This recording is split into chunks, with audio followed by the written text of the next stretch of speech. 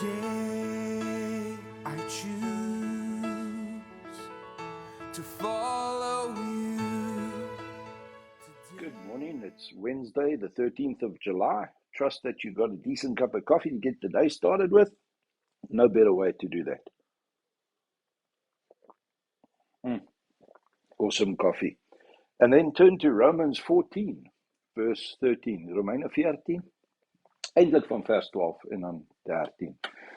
Paul is writing to the church here, and he's uniting Jew and Gentile, and some of them are eating meat, pork, for example, others aren't.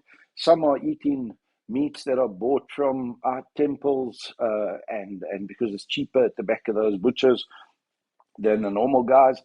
Others aren't, and now there's Jewish high days, Jewish holidays, Jewish festival days. Do we keep them? Some keep them in the church, some don't. And these guys are starting to take one another out. And, you know, if I pull it through into today, do we gebruik ons 'n kelkie of gebruik ons 'n beker? Gaan ons na 'n tafel toe, kniel ons by 'n altaar, stuur ons die nagmaal dele na die gemeente toe waar hulle sit. Met wat sing ons? Is daar orgel? Is daar magga dromme? Magga moet ons net psalms en gesange? Moet ons nie? Kan ons enigiets? Wie mag deelneem aan die praise and worship? Moet jy gered wees om daarvoor te lei? Kom ons gaan na die kleindoop en die inseëning van jong kinders. Moet daar 'n besprinkeling wees of nie? Is daar net 'n oplef van die hande? Jy weet, dis alles heuwels waarop ek nie bereid is om te sterf nie, want dis nie verdedigbare heuwels nie. We can make issues out of things that are not defendable, out of the Word of God.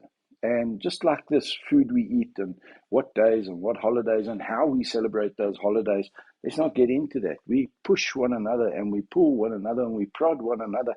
And, you know, Christians are so good at writing the fifth gospel, die 5de evangelie. Daar's 4 evangelies, maar die 5de een is geskryf deur Christene. Jy mag nie rook, mag nie vloek, mag nie vinnig ry nie, mag nie 'n tattoo dra nie, mag nie jou hare, jy moet 'n hoed, jy mag nie 'n hoed, jy moet net 'n rok kerk toe, jy mag nie 'n rok, dit raak bietjie deurmekaar.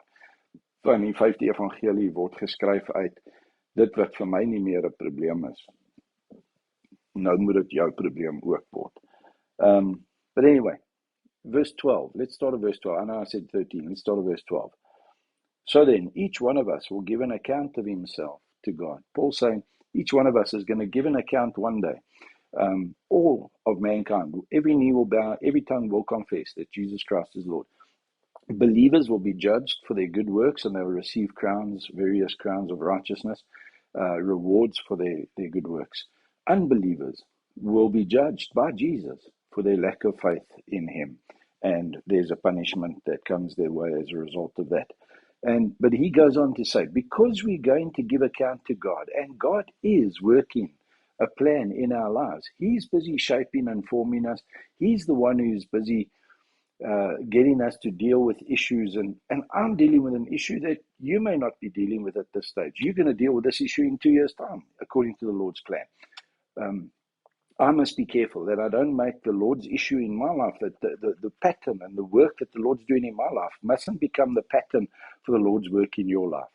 Listen to what he says in verse 13. This is so important. Therefore, because each of us are going to give an account of himself to God, therefore, let us not judge one another anymore, but rather determine this, decide this, determine this in your hearts, not to put an obstacle or a stumbling block in a brother's way. Now, this is Paul writing, and he was a Pharisee. He was persecuting the church at the start of his life with an incredible zeal.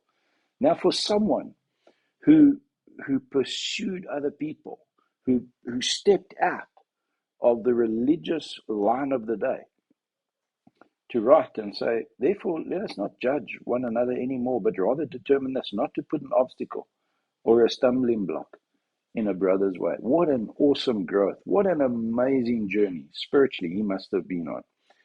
And I pray for you. I pray for me that this Wednesday, going into the rest of this week, with all the wisdom that we've been talking about that we get, that we don't become puffed up with pride in our own wisdom and start wanting to teach and wanting to shape other people's lives. Let's be gracious. Let's be the heartbeat of God to the unsaved and the saved. And let's be generous in how we deal with one another, especially in the church. That's why fellowship on a Sunday is so important. That's why the fellowship of believers is so important. Not to judge, not to look, not to, I'm better than you because I've overcome this, but to determine in our hearts not to put stumbling blocks in one another's ways and to stop judging one another. Oh man, if we could just get that right. But you know what? Drinking a cup of coffee with someone tends to level the playing field, and you can have a wonderful, wonderful conversation. Why don't you come and join me sometime? Have a cup of coffee with me, and let's chat about the things of God in your heart and in mine. Have a wonderful Wednesday.